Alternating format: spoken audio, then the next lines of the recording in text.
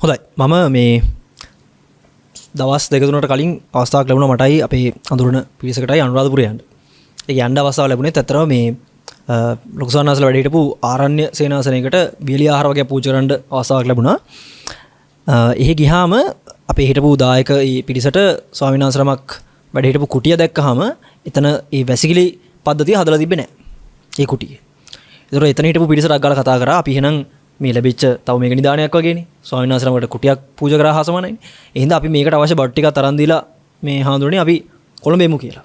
ඉතින් මමත් ඒ වාහනේ ගියපු ඉඳන් මටත් යන්න වුණා ඒ අවශ්‍ය බඩු ටික ගන්න ඒ බඩු තියෙන වෙනසල් වලට.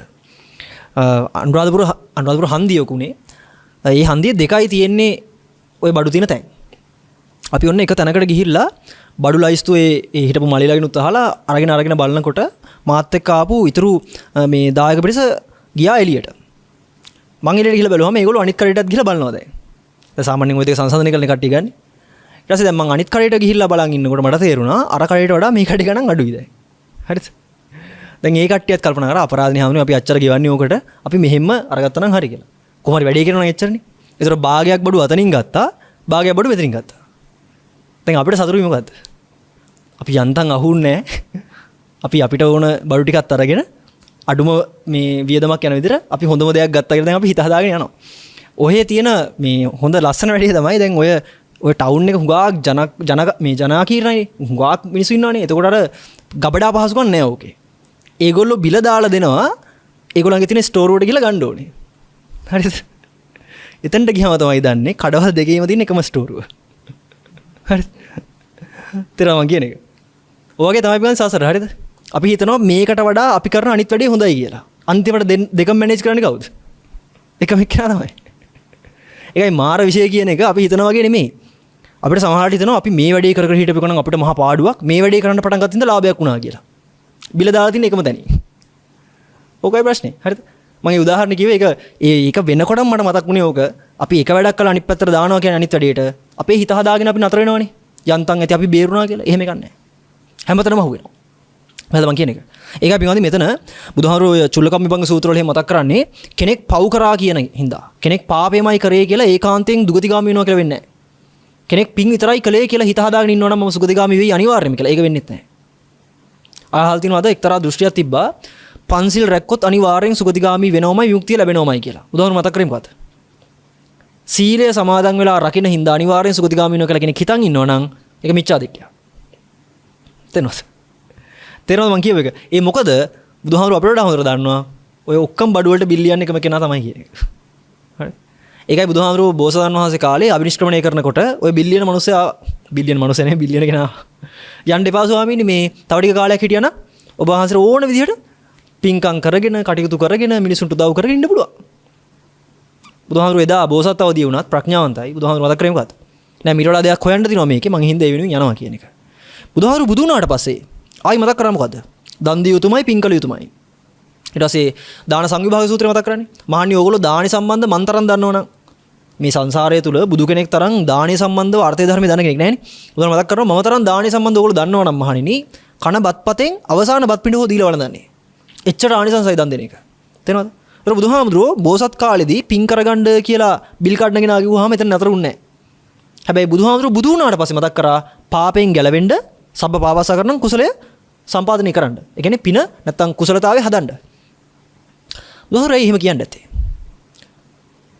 සාමාන්‍ය ලෝකෙ මිනිස්සුත් කිසිම ධර්මයක් නොදන්න මිනිස්සුත් සමහර ලාවට තමන් ළඟ තියෙන වැඩිපුර දේවල් දෙනවා. හැබැයි දෙන්නේ ඇයි කියන එකට පැහැදිලි සාක්කයක්, ඒකට පැහැදිලි අර්ථයක් ඒගොල්ලෝ දන්නේ නැහැ. සමහර ලාවට වැඩිපුර තියෙන හින්දා, අම්මලා තාත්තලා දුන්න හින්දා, මේක දුන්නාම හිත සතුරු වෙන හින්දා, මිනිස්සු අපිට ප්‍රශංසා කරන හින්දා, අපිට තත්ත්වයක් ලැබෙන හින්දා ඕවට දෙනවනේ මිනිස්සු දාන්නේ. ඒගොල්ලන්ට හරි අදහසක් නැහැ ඇයි දෙන්නේ කියන එක. එහෙම අදහසක් නැතුව දන් දෙනකොට මොකද වෙන්නේ? දන් නොදීනට වඩා දන් දෙන එක හොඳයි තමයි. හැබැයි ඔය දන් නොදීන් එකයි දන් දෙනකොට හරියට අදහසක් නැතුව දන් දෙන එකයි බිල කැඩෙන්නේ එකම තැනේ. තේරුණාද? බුදුහාමුදුරුවෝ බුදු වුණාට පස්සේ මතක් කරේ දාණය දිය යුතුමයි, පින්කම් කුසලයේ කටයුතුමයි කියලා මතක් කරේ කොතනින්ද? අර බිල කඩන කෙනාව නැතිනාස්ති කියලා දාන්න පුළුවන් හරියට දැනගෙන දුන්නොත්. ඒකයි දාණය කියන එකේ අවසානය කොහෙටද පෙන්වන්නේ? හරියට දන් දුන්නොත් අවසානය කොතනද පෙන්වන්නේ? ඕක බලන්න වේලාම සූත්‍රයේ. වේලාම සූත්‍රයේ පටන් ගන්නේ දාණයෙන්. බුදුහාමුදුරුවෝ ඒ කාලේ දුන්න දානයක් ගැන කියනවා. 84000ක් රත්තරන් පාත්‍ර රිදී පුරවලා, රිදී පාත්‍ර 84000කට රත්තරන් පුරවලා, තඹ පාත්‍ර 84000කට රන් රිදී මුතුමැණික් පුරවලා, ඊට පස්සේ අස්රත 84000යි, ඇත්තු බැඳපු රත 84000යි, වස්ත්‍ර, දීපල, යාන වාහන, ඉඳුන් හිටුන් සියල්ල 84000 ගානේ දෙනවා.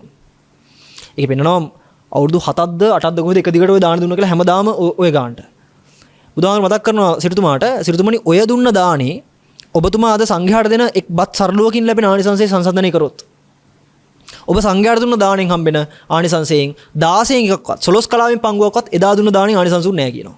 ඇයි? එකක් බුද්ධ ශාසනයේ තිබ්බේ නැහැ. ඒ හින්දා චින්තනය අවදි කරගත්ත සත්‍ය හොයපු සත්‍යවාදී පිරිස හිටියේ නැහැ.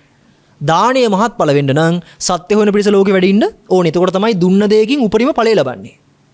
තේරෙනවද? අපි පොඩි කට්ටියට ඕලෝ බල්ලා තිනවා නම් චෝක් කෑල්ලක් හරි බත් ටිකක් හරි බෙදනකොට අපි බෙදන්නේ ඊටාම පොඩි ප්‍රමාණය නේද? ඇයි? අපි දන්නවා වැඩිපුර දුන්නොත් මේක නාස්ති කරනවා. අන්න ඒ වගේ හරි තැනට අවශ්‍ය දේ ලැබුණ නැත්නම් නාස්ති වෙනවා.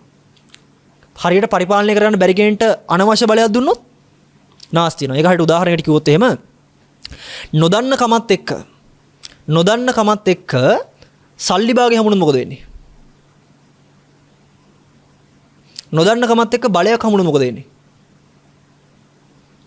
නොදන්න කමක් එක්ක ආගමකට වහලුනොත් මොකද වෙන්නේ? සල්ලිවත් බලයවත් දර්ශනයක් නැත්නම් ආගමක්වත් කියන කේ ප්‍රශ්නේ මේ තියෙන්නේ හොඳේ. නොදන්න කම આવොත් ඔකට මොකද වෙන්නේ? ව්‍යසනයක්. තේනවද? නොදන්න මනුස්සයට බලයක් දීලා බලන්නකෝ. අනාතයි. ඕක තමයි වෙන්නේ. මතකද මේ අර වඳුරෙක්ගේ කතාවක් තියෙනවා. ඒ වඳුරා කියන්නේ ස්වභාවයෙන්ම ඕනම දෙයක් අල්ලලා දඟලන එකනේ. අර ලීරයිර ඉන්නකොට කූණ්‍යක් ගහලා ගියාම වඳුරා ගිහිල්ලා ලීය උඩ වාඩි වෙලා එක කූණ්‍යක් ගැලෙවලු. මොකද උනේ? එතරම් මැරෙන තැනට වැඩේ වුණානේ. ඇයි? නොදන්න කමත් එක්ක තමන් කරන ඕන දෙයක අවසානය ව්‍යසනයක්. බැලද? මට ඉතින් මතක් කරන්න ඕනේ පිටින් දැනුවත් වීම ආවොත් හරියට දැනුවත් වීමෙන් මේක කළොත් වේලාම සූත්‍රයේ අවසානයේ මතක් කරන්නේ මොකද්ද? බුද්ධ ප්‍රෝග මහා සංඝරත්නය නැත්තම් මහා සංඝයා උදෙසා දෙන දාණය අර සියලුම දේවල් වලට මහත්ඵලයි මහානිසංසයි. සිවුදිකින් වඩන මහා සංඝයා උදෙසා වෙහෙරක් ආරාමයක් කුටියක් හදලා පූජා කරොත් ඊට වඩා ආනිසංසයි. ඊට පස්සේ පන්සිල් සමාදන් වුණොත් හරියට ඊට වඩා ආනිසංසයි. ඊට පස්සේ මලක සුවඳක් ආග්‍රහණය කරන මොහොතක් මේ ලෝක සත්‍යය වෙනුවෙන් මෛත්‍රියක් උත්පාදනය කරොත්, මෛත්‍රියක් ඉපදෙව්වොත්, මෛත්‍රී කමඨහනක් වැඩුවොත් ඊට වඩා ආනිසංසයි. අවසානයේ මතක් කරන්නේ මොකද්ද? සියල්ලටම වඩා ආනිසංසයි අසුරක් ගහන සැනක අනිසඤ්ඤාය වැඩිම. ඒතර වේලාම සූත්‍රේ පටන් ගන්නේ දාණයෙන් හොඳේ. අපි දාණය කියන එකේදී අපි ගන්නේ මෙහෙම භෞතික මොන හරි දීලා හිත දාගන්න එකනේ. හැබැයි බුදුහාමුදුරු පෙන්නන්නේ මොකද්ද? කෙලින්ම චින්තනයට. ඔන්න ඔය චින්තනය අවදි කරගත්තොත් ආයි බිල් කඩන්න වෙන්නේ නැහැ. තේරෙනවද? ආයි ලාභයක් හෝ පාඩුවක් සසරේ ලැබෙන්නේ නැහැ. හොඳයි හෝ නරකයි කියලා එකක් ආයි ලබන්න කෙනෙක් හම්බෙන්නේ නැහැ. ඊට පස්සේ යස ආයස නින්දා ප්‍රශංසා ලාභ ලාභ දුක සැප කියන ඒවා කම්පා වෙන්න සමහර තැන්වලදී ආඬනවා, සමහර තැන්වලදී hina වෙනවා. දෙකම මානසික ව්‍යාධිනේ. අනවශ්‍ය විදිහට ආඬන එකයි අනවශ්‍ය විදිහට hina වෙන එකයි කියන්නේ අන්තගාමීත්වය. ඒ දෙකෙන්ම ගැලවෙන්න පුළුවන් නුවණක් ආවොත් ඒ කියන්නේ මායාවේ විෂය අතික්‍රමණය කරා කියලා කියන්නේ. මම කතාව. ඉතින් හින්දා මම මතක් කරේ පින්වත්නි මේ ලෝකේ අපිට යම් දෙයක් පේනකොට ඒ පේන තැන විතරක් නවතින්න එපා. මොකද ඒ හැමතිස්සෙම ඒකේ අනිත් පැත්ත තියෙනවා.